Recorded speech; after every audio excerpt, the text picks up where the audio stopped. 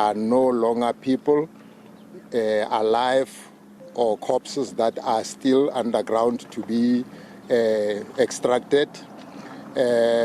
We consulted with the mine rescue services led by Mr. Manas Fourie yesterday, who assured us that today they will also do their own mop-up operations, as I've indicated that their services were contracted by the Department of Minerals, Energy and Petroleum. Therefore, we expect them to provide us with a report on their assessment of the situation.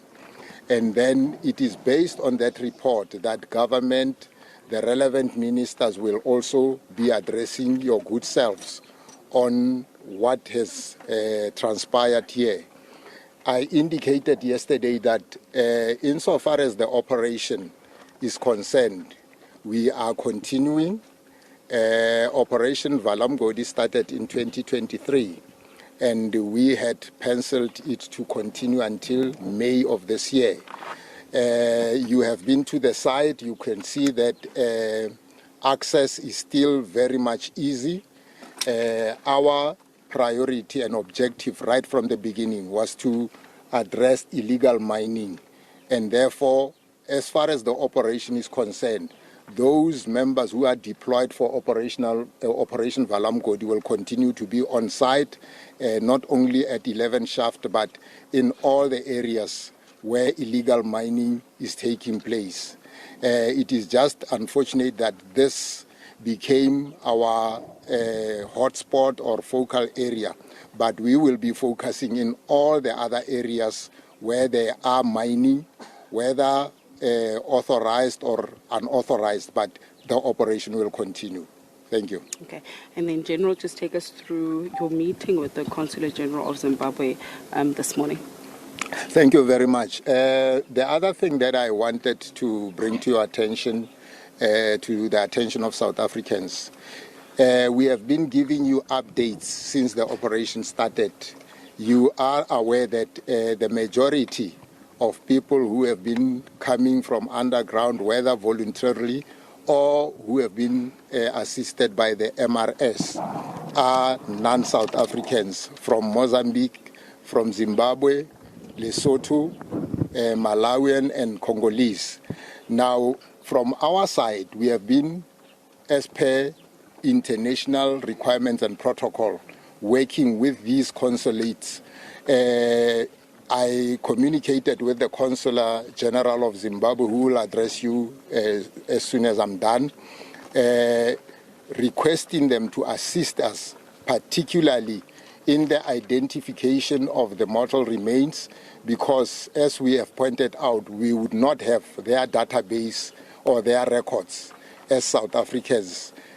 Most of them also entered South Africa illegally.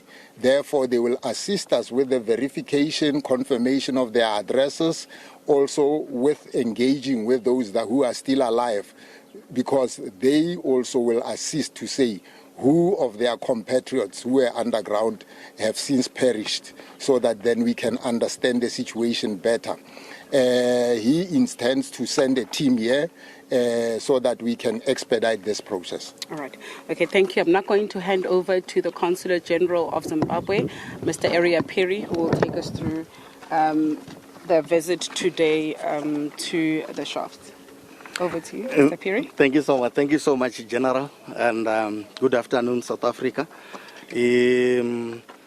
As a country, we are here to work closely with the South African government to make sure that the whole process is brought to its conclusion and finality. Our major responsibility, in as far as this case is concerned, is the identification, the verification, and the profiling. So far, we want to start with the verification and identification of the 465 who have been brought to the surface alive. And using those 465, we'll try to extract as much information as possible so that we have the first, some first indication of who exactly was operating underground with those from Zimbabwe. And thereafter, we are then going to contact our head office back home, and we proceed from there. So for now, we are just taking it step by step. The first step is that immediately we are going to do the verification and identification of the 465. As you are all aware that those who are deceased, they were not documented, so they did not have any particulars on them. I don't want to believe that all of them are Zimbabweans, but we want to make sure that we identify and satisfy ourselves as to who are Zimbabweans among those who are deceased. And then we'll take our next step in the repatriation of the deceased back to Zimbabwe so that they have a decent burial in Zimbabwe. That will also take us back to Zimbabwe, where we need to identify the relatives so that we do the DNA. As you might be aware, as we have been informed, that some of them they had decomposed, such that it's very difficult for us to make a clear identification of who is who, as for those who are deceased. So for now, we just take it step by step.